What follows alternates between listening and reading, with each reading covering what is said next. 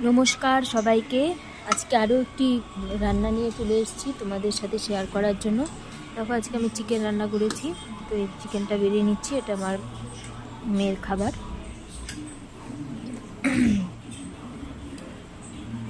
তো দেখো আমি কীভাবে কেমন করে রান্না করি চিকেনটা, সেটাই তোমাদের সাথে শেয়ার করব। খুব সিম্পল আর ইজি পদ্ধতি। সমস্ত মশলাগুলোর মধ্যে যেটা আর কি দেয় মাংসতে, সেটাই শাশুড়ি মা লঙ্কাগুলো কেটে দিচ্ছে আর ওই রেডি করে দিচ্ছে আমাকে মাংসটাই, যে কাঁচা মাংস ব্রয়লারের, সেটা বের করে নিল। এবার আমি এটা ধুয়ে নিয়ে আসবো।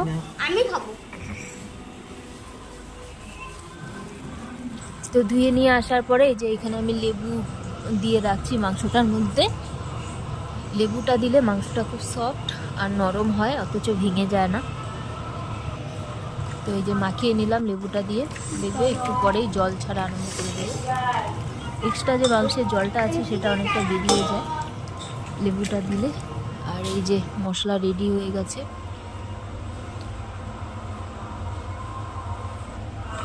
প্রথমেই কড়াইয়ের মধ্যে তেলের মধ্যে জিরা তেজপাতা দিয়ে দিলাম, দিয়ে একটু নাড়িয়ে নিলাম।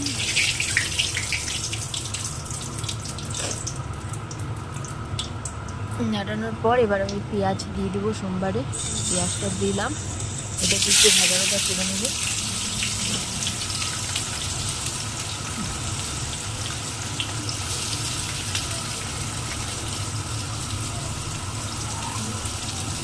গোল্ডেন ব্রাউন হওয়া অবধি ভাজবো এটাকে।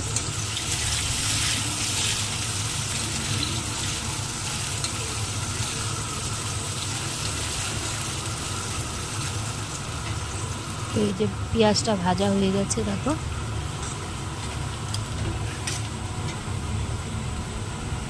এরপরে আদা জিরা ধনিয়া, তারপরে রসুন পেঁয়াজ বাটা সমস্তটা দিয়ে দিলাম, দিয়ে একটু নাড়িয়ে নেব।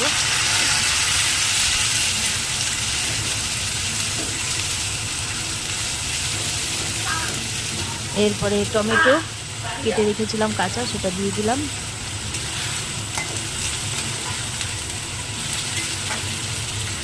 কাঁচা লঙ্কা দিয়ে দিলাম।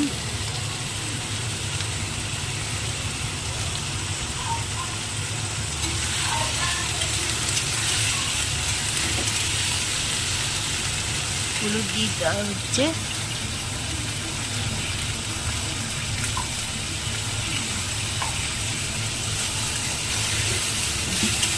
নাড়িয়ে নিলাম, লবণ দিয়ে দিচ্ছি।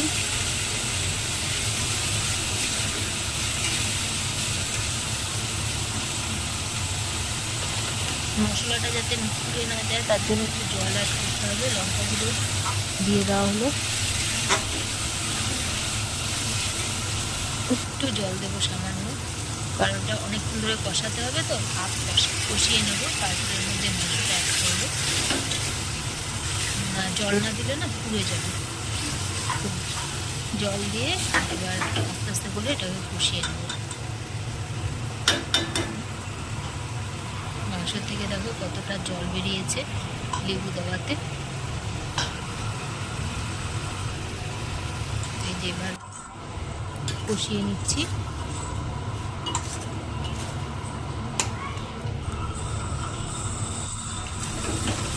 অনবরত মানে মাংসটাকে নাড়াতে হবে, নাহলে কিন্তু নিচে লেগে যেতে পারে। তো অলরেডি কিন্তু তেল ছেড়ে দেওয়া শুরু করেছে। এবার মাংসটা অ্যাড করে দিচ্ছি। ব্রয়লারের মাংস হতে তো বেশি সময় লাগে না। এর সাথে আলুটাও অ্যাড করে দেব। এখন নাকি খেতে নাই ব্রয়লার, কিন্তু আমরা তো তবুও খাচ্ছি, জানি না কি হবে। ব্রয়লারের দামও কম। একটু মিক্সড করে নিচ্ছি মশলাটার সাথে।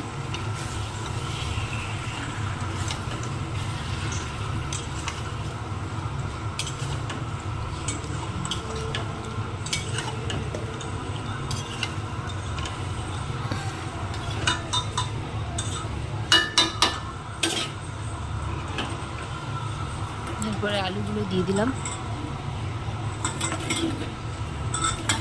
আলু ছাড়া তো মাংস ভালো লাগে না, আলু লাগবেই লাগবে। মাংসের ঝোল আর আলু হলেই হয়ে যায়। চিকেনটা অত ভালো লাগে না আমার, ওই মাংসের ঝোল আর আলু খাই। তো যাই হোক, এই যে আবার একটু নাড়িয়ে নেব, নাড়িয়ে নিয়ে এবার ঢেকে দেব আর গ্যাসটাকে হিটে রেখে দেব। নাড়িয়ে নিয়ে যে ঢেকে দিলাম।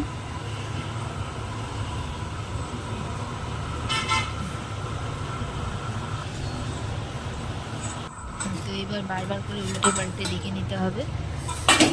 দেখো অনেকটা জল ছেড়ে দিয়েছে।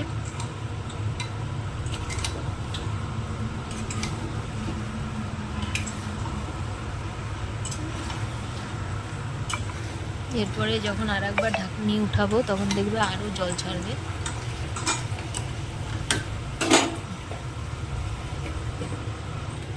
তো এই যে সেকেন্ড টাইম উঠালাম, দেখো কতটা জল ছাড়ছে।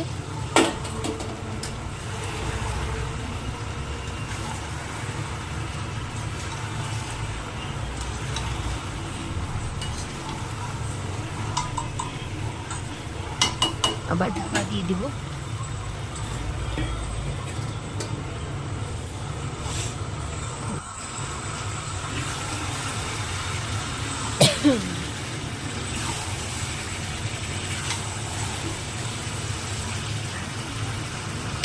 সাইডে দেখো গরম জল বসিয়ে রেখেছি। মাংসতে সবসময় গরম জলটা দিতে হয়, তাহলে মাংসটা না ভালো হয়, সফট। গরম জল না দিলে মাংসটা সিদ্ধ হতেও টাইম লাগে আর একটু রুট রুট হয়ে যায়। তো দেখো তেল কিন্তু পুরো ছেড়ে দিয়েছে মাংসে। তো এই টাইমে কিন্তু পুরো নাড়তে হবে মাংসটাকে, নাহলে কিন্তু লেগে যাওয়ার সম্ভাবনা থাকে নিচে। তো আবার নাড়িয়ে নিচ্ছি। দেখো মাংসতে কিন্তু একদম পুরোপুরি তেল ছেড়ে দিয়েছে আর কষানো কিন্তু হয়ে গেছে।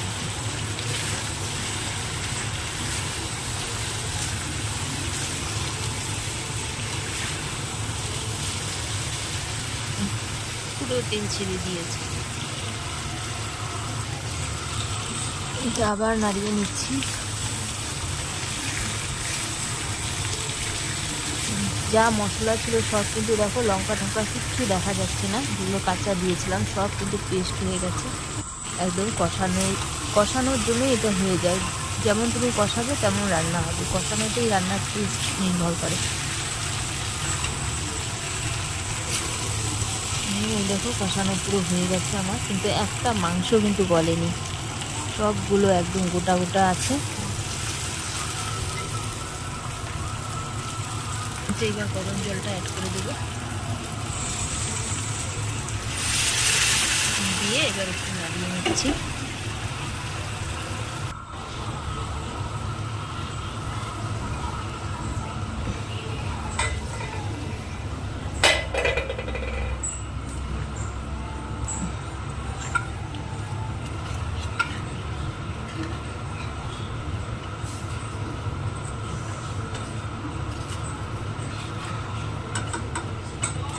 ওটা শুরু হয়ে গেছে আমার মাংসের ঝোল। এবার গরম মশলা বেটে নেব।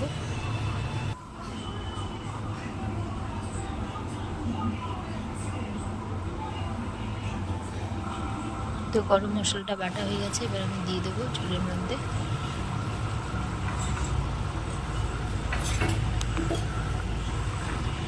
মাংসটা কিন্তু হয়ে গেছে দেখো,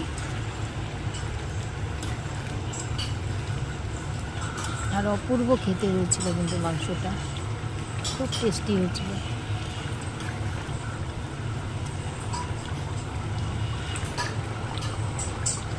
দেখো আলুগুলো একদম তুলতুলে হয়ে গেছে, সফট একদম পুরো। এবার নামিয়ে নিচ্ছে আমার শাশুড়ি। তো তোমাদের ভিডিওটা কেমন লাগলো অবশ্যই কমেন্টসে বলো। সবাই ভালো থেকো, সুস্থ থাকো, সবাইকে অসংখ্য ধন্যবাদ।